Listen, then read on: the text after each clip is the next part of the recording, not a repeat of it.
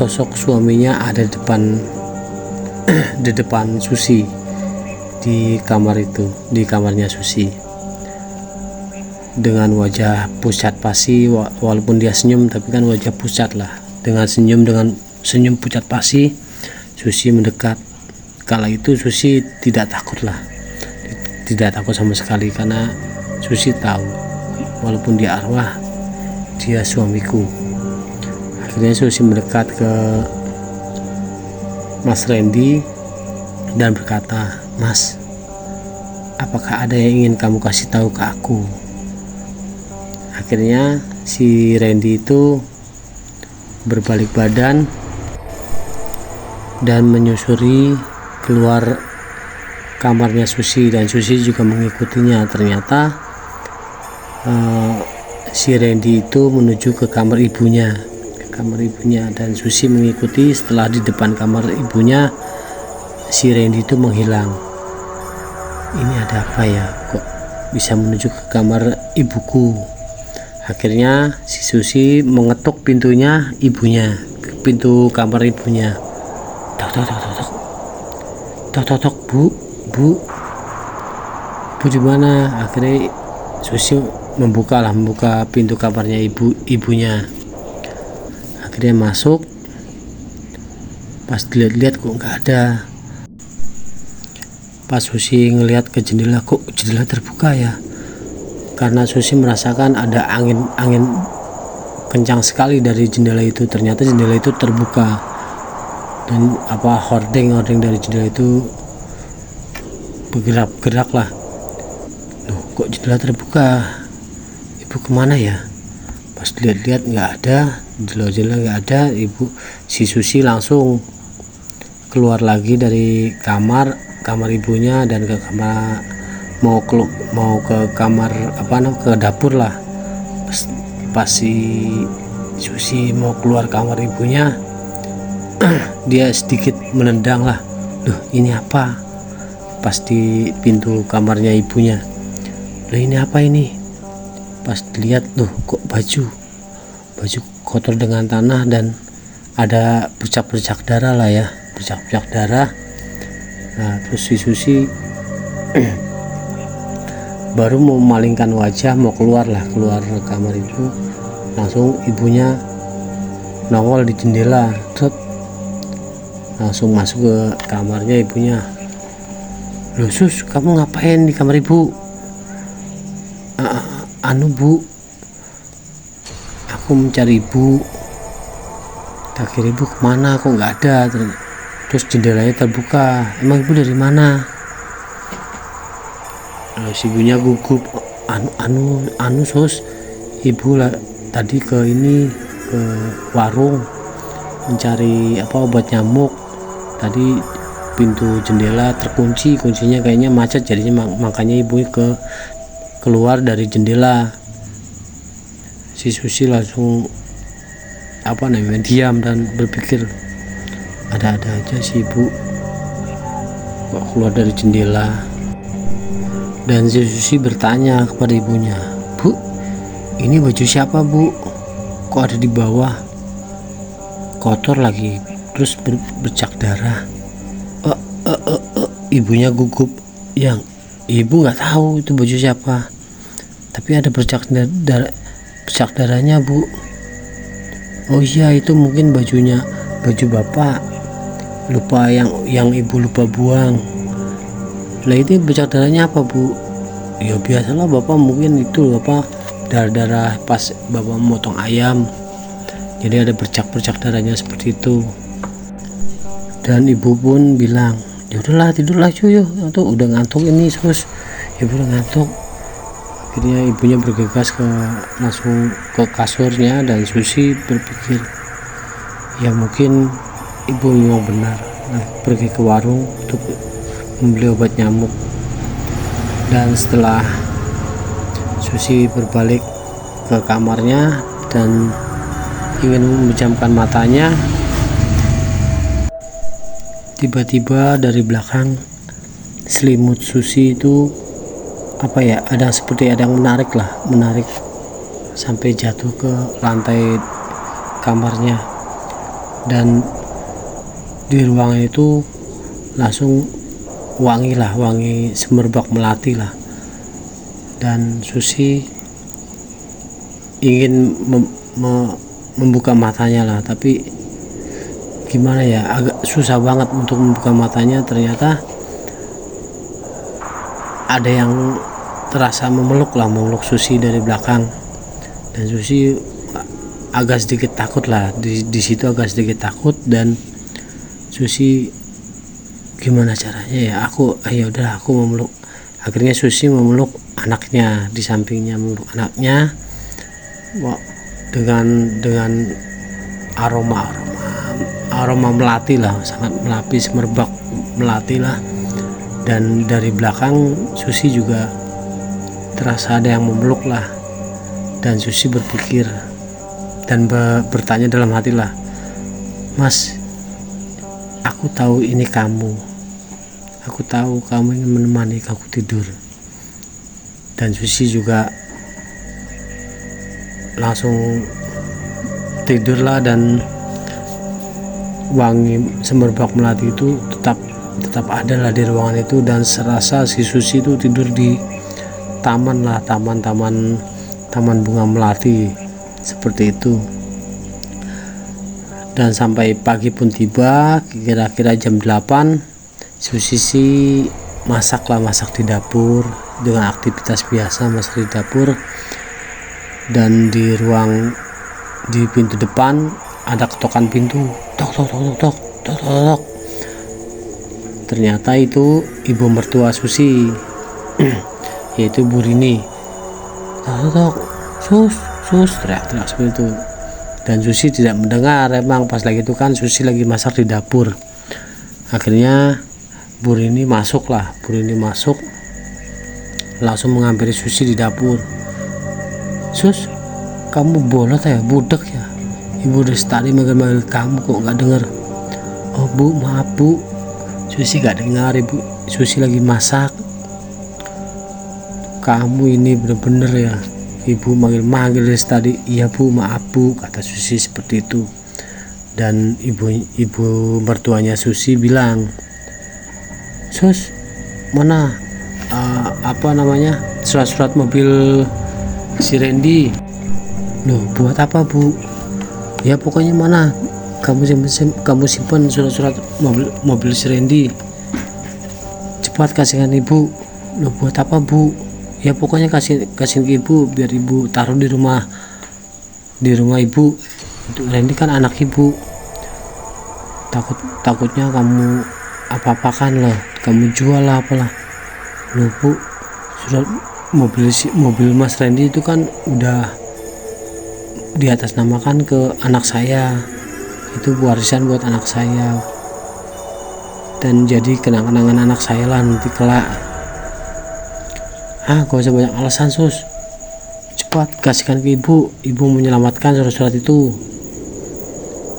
paling di kamar kamu. Yuk cepat ke kamar kamu." Akhirnya ibunya si Randy itu ke kamarnya Susi bareng si Joni dari belakang lah. Nah, Susi mengikuti juga lah.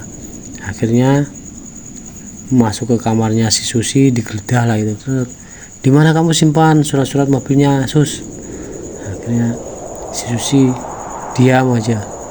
Akhirnya dibuka lah lemari pakaiannya si Susi sama ibunya si Randy itu, ibu mertua. Dibuka, digeledah. "Di mana kamu simpan, di mana?" Nah, si Joni nggak sabaran. "Udah Bu, biar saya yang nyari."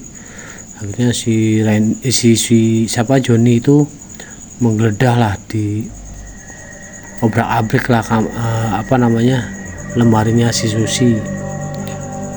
"Kok nggak ada di sini? Di mana ini kamu simpan?" Nah, si Susi berpikir, "Loh, kok masa nggak ada?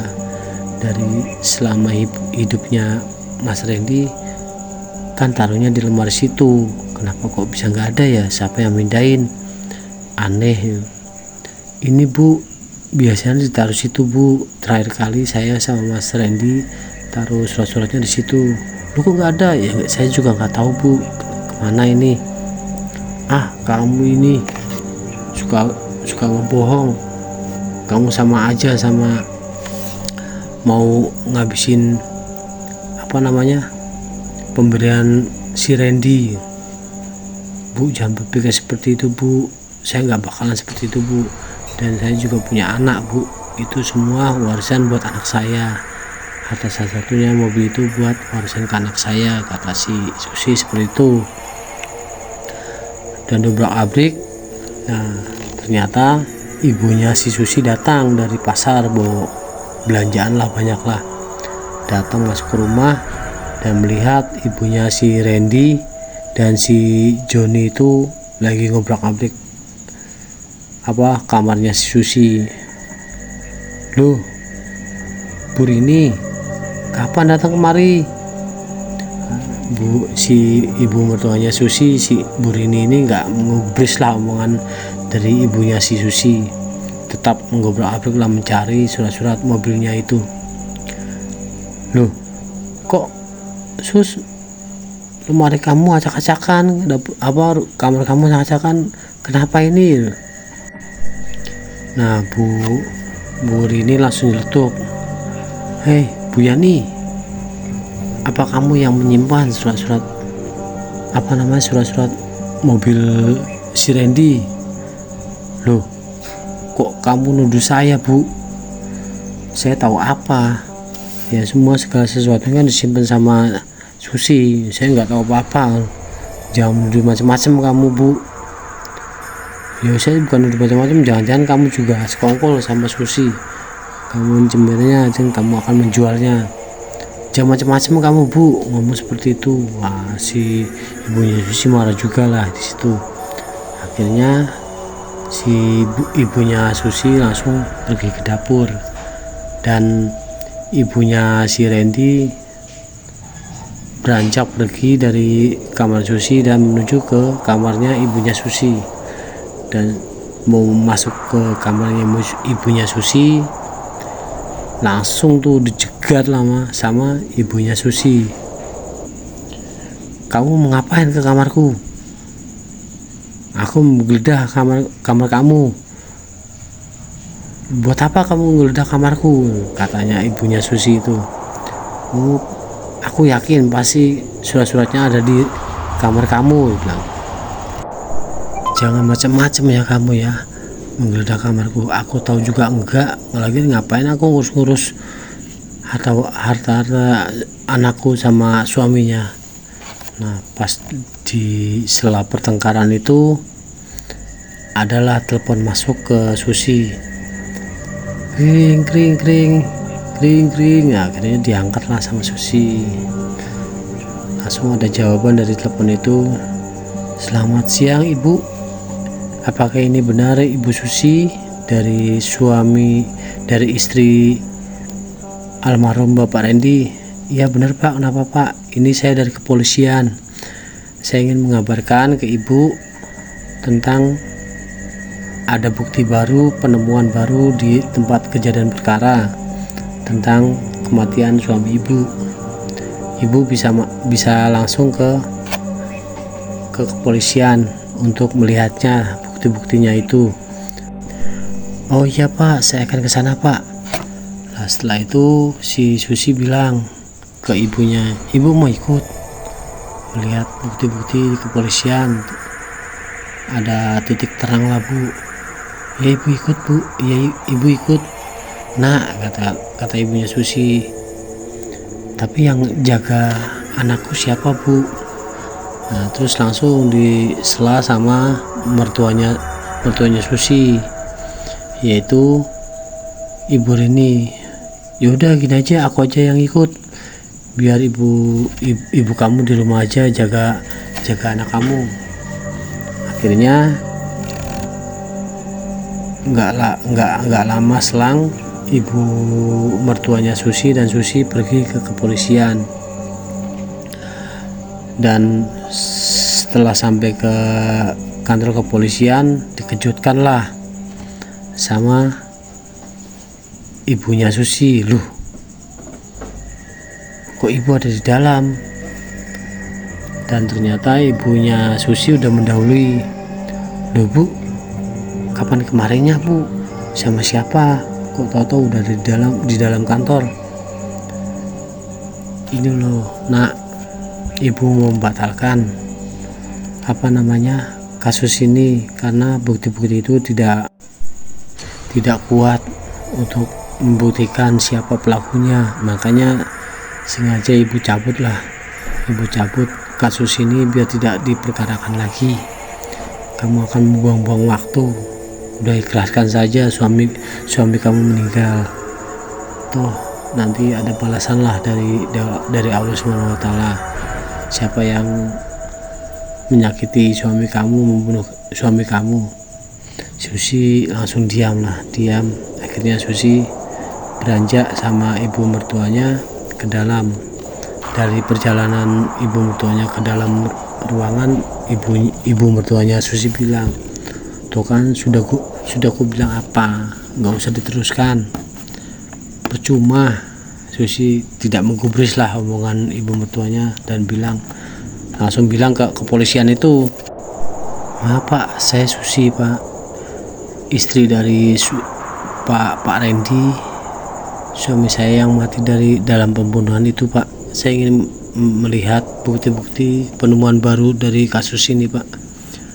Oh Bu Susi, tadi barang buktinya sudah saya perlihatkan kepada ibunya Bu Susi. Katanya Bu Susi tidak bisa hadir, makanya ibunya Bu Susi bilang ke saya dan bilang untuk ditutuplah kasus ini, dan barang buktinya dibawa sama ibunya Ibu Susi. Oh gitu ya pak. Ya pak, terima kasih pak. Akhirnya Susi keluar dari ruangan kepolisian itu dan berjalan menuju ibu mertuanya. Dan pas sampai depan ibu mertuanya ada telepon masuk dari seseorang. Ring.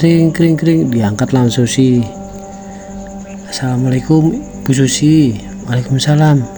Ya gimana pak? Bu, mohon maaf, saya tidak bisa melanjutkan jadi pengacara ibu karena kasus ini sangatlah rumit Bu. Jadi penemuan bukti itu tidak kuat untuk menjerat tersangka pun siapapun, untuk menemukan tersangka lah ibaratnya seperti itu. Jadi kasus suami ibu